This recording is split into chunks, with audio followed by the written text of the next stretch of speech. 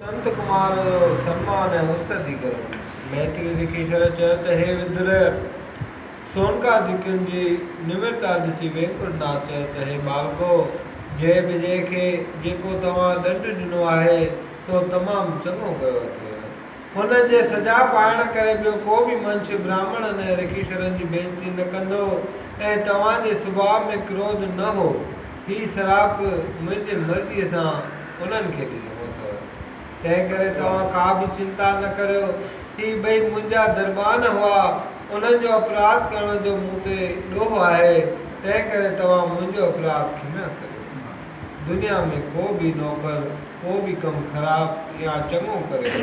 त उन में संदसि मालिक जी नेकी या बदनामी थींदी आहे जेके माण्हू साधन महात्माउनि जी बेइज्जती कनि था उन्हनि जो ई शरीर दुश्मन थी उन्हनि खे नरक में पहुचाईंदो आहे तव्हांजे चरणनि जी धूड़ जो अहिड़ो प्रताप आहे जो चंचल स्वभाव वारी लक्ष्मी भी राति ॾींहं मुंहिंजी शेवा कंदी आहे ऐं ब्राह्मणनि खे मां पंहिंजे शरीर लक्ष्मी ऐं वैकुंठ खां बि वधीक प्यारो ॼाणंदो आहियां ऐं संसार में मां अग्नि ऐं ब्राह्मणनि जे मार्फत ठाहींदो आहियां पर तॾहिं बि प्रेम सां जहिड़ो ब्राह्मण खे चइनि पदार्थनि खाराइण सां ख़ुशि थींदो आहियां तहिड़ो अग्नीअ में होम करण सां ख़ुशि न थींदो आहियां ब्राह्मणनि खे चङो भोजन खाराइण करे मुंहिंजो पेट टिनी लोकनि जे जीवन समेत भरिजे थो तंहिं करे गृहस्थीअ खे घुरिजे त ब्राह्मण खे ज़रूरु खाराए ऐं मां ब्राह्मण जे चरणनि जी धूड़ लक्ष्मीअ समेत पंहिंजे सिर ते चाढ़ियां थो कंहिं ब्राह्मण जे गुनाह करण ते जेको अपराध खेसि खिमिया थो करे तंहिं ते मां ॾाढो ख़ुशि थियां थो वेंकुटनाथ जी एतिरी उस्तति ॿुधी सोमनाथ चयो त हे स्वामी तव्हांजी अपार लीला असांजो पिता ब्रह्मा बि नथो ॼाणे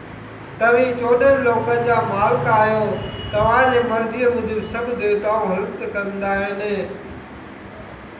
जंहिंजे हृदय में तव्हांजी भक्ति ऐं शेवा जो अंग रहंदो आहे जंहिंजे वैकुंठ वञण में को शक कोन्हे तव्हांजो वैकुंठ कहिड़ो आहे जंहिंमें काम क्रोध लोभ मोह दख़ल नथा करे सघनि घणा ई कल्प वृक्ष लॻल आहिनि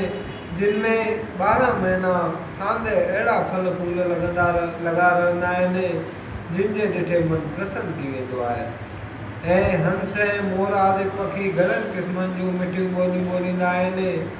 घणेई सोन जा सुंदर स्थान जवाहरत सां जड़ियल मौजूद आहिनि ऐं हर प्रकार जा सुख उते मिलनि था एतिरो चई सोनकादिक श्री नारायण जे स्वरूप जो ध्यानु लक्ष्मीअ समेत धरे अहिड़े प्रेम में मगन थिया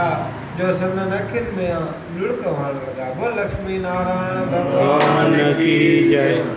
उन वक़्तु श्याम सुंदर कमल ने नारायण शंख चक्र गदा पदम समेत चतुर्भुजी स्वरूप धारे मथे ते